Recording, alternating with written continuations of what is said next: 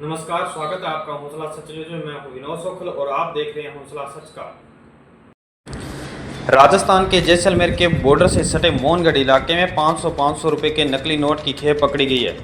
Police ने इस मामले में बिहार निवासी मोहम्मद कुमेल उर्फ देनू और यूपी निवासी उस्मान को गिरफ्तार किया है। इनके पास से 67,000 रुपये बरामद हुए हैं। एसपी अभिषेक शिवहरे ने बताया कि दोनों युवक 11 अगस्त से जैसलमेर में हैं। ये दोनों बकरियां खरीदने के बहाने नकली नोट पकड़ा देते थे। सबसे पहले उन्होंने 17 अगस्त को मोहनगढ़ के एक ई मित्र पर 4500 रुपये के नकली नोट पकड़वाए थे। उसका वीडियो भी सामने आया। इस पर ई मित्र संचालक की ओर से पुलिस में शिकायत दी गई थी। इसके बाद दोनों को नाचना के नहर इलाके से बकरियां खरीदते समय गिरफ्तार किया गया है। पुलिस ने दोनों को गिरफ्तार कर आज कोर्ट में पेश करेगी और रिमांड मांगा जाएगा। बिहार के निवासी हैं और उस्मान जो गंगोहा सहारनपुर के निवासी हैं, इनको गिरफ्तार किया गया। इनके पास से 9 नोट जो पहले उन्होंने दुकानदार को दिए थे, उसके अतिरिक्त 125-500 रुपये के नकली नोट और बरामद हुए। क्या लगता है सर, और भी जगह इन्होंने कोई ऐसे नोट देने की जिले में कोशिश की? ये तो ई मित्र वाले को दिए, जब पकड़ में आ गए, पूछताछ में क्या खुलासा हुआ? ये यहाँ पे 11 या 12 अगस्त को आए हैं और ये इनके द्वारा की गई पहली घटना थी जो इन्होंने नकली नोट दिया है यहाँ पर। इस बार ये पूछताछ में आया है कि अपने साथ कुल 70,000 रुपये लाए थे, जिसमें से 67,000 रुपये के नकली नोट हमने बरामद कर लिए हैं और इनसे आगे पूछताछ जारी है। सर कहाँ से लाए नोट इनकी? कुछ सर कुछ ये नोट जो नकली नोट हैं ये बिहार से लाना बता रहे हैं और उस बारे में भी अनुसंधान जारी है। सर यहाँ आने की मंशा भी नकली नोट चलाने की थी ये जो अपराधी है उस्मान, ये और इसके पिता यहाँ पे बकरियाँ खरीदने का काम करते हैं और उसको ले जाके फिर बिहार और दूसरी जगह बेचते हैं। तो इस वजह से इनका मोहनगढ़ की इधर ढाणियों में आने का था, ये जानते थे, इस एरिया को संपर्क था। तो इस बार इन्होंने सोचा कि यहाँ पे नकली नोट जो हैं उनको खपाया जाए। मार्केट में और भी नकली नोट जो है लगातार आ रहे हैं, लोगों से किस तरह अपनी और पहचान के प्रयास करते हैं, और अभी किन किन लोगों को गिरफ्तार किया? अभी 2 लोगों को गिरफ्तार किया गया है इसमें। एक है उस्मान जो कि सहारनपुर का रहने वाला है और दूसरा है मोहम्मद कुमैल जो कि बाईसी पूर्णिया बिहार का रहने वाला है।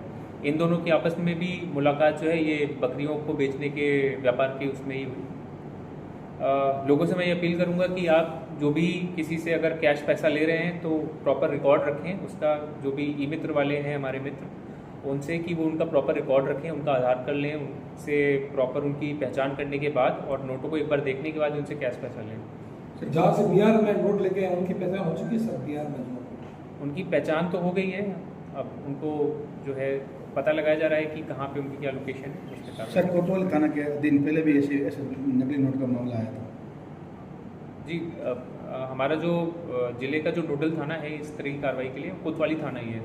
तो जहाँ भी घटना होती है तो मुकदमा कोतवाली थाने में दर्ज होकर एसएचओ कोतवाली उसकी जांच करते हैं। तो इस बार भी एसएचओ कोतवाली इसकी जांच करते हैं। नकली नोटों की जैसलमेर में खेप को लेकर क्या पुलिस कहाँ तक सतर्क है? क्या उनकी रणनीति है आगामी समय में, या खेप को लेकर क्या उनका रूट है, क्या उनका खर्च करने का जो है उसको लेकर? देखिए, ये जो अभी जो मामला संज्ञान में आया है, बींजवाला के चक 27 एमएल के किसान रामरख बावरी की 18.5 बीघा नहरी जमीन की औने पौने दाम में ऑनलाइन नीलामी के विरोध में अखिल भारतीय किसान सभा द्वारा घोषित कार्यक्रम के तहत पंजाब एंड सिंध बैंक शाखा बींजवाला के सामने किसानों ने सभा की। बैंक के उच्च अधिकारी जीडी शर्मा व तहसीलदार पदमपुर, नायब तहसीलदार बींजवाला व किसान नेताओं के मध्य 2 दौर की वार्ता बेनतीजा रही, जबकि प्रशासन व बैंक के उच्च अधिकारियों से वार्ता के बाद रामरख बावरी के पूरे परिवार द्वारा घोषित मरणव्रत को एक बार स्थगित कर दिया गया।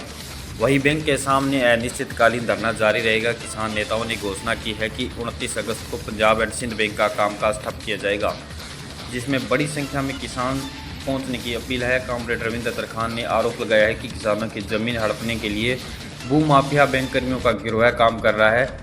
नतीजन किसानों की बेशकीमती ज़मीनें डीएलसी रेट से कम रेट में किसानों से छीनी जा रही है। तरखान ने कहा कि रामरख बावरी की 1 इंच ज़मीन को बैंक को हड़पने नहीं देंगे, चाहे हमें कोई भी कीमत चुकानी पड़े।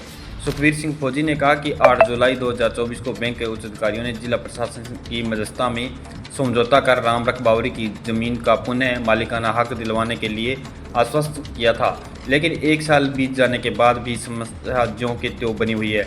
उन्होंने कहा कि आपातकालीन बैंक के जोनल मैनेजर ने किसानों के वादा खिलाफी की है, जिससे किसानों में रोष है। किसान नेताओं ने वैधानिक रूप से ऑनलाइन ज़मीन नीलामी कर ज़मीन हड़पने में शामिल 7 लोगों पर मुकदमा दर्ज कर सख्त कार्रवाई करने की मांग की है। इस मौके पर बलराम नैन, बादल सिंह गिल, पवन नौखवाल, रेशम सिंह गिल, सुरेंद्र ढूंढाड़ा, पंकज सिंगला, कानूराम प्रकाश बावरी, सतपाल बिश्नोई, टीकूराम खलेरी, कैलाश पूनिया, काशीराम मोर सहित बड़ी संख्या में किसान नेता मौजूद रहे।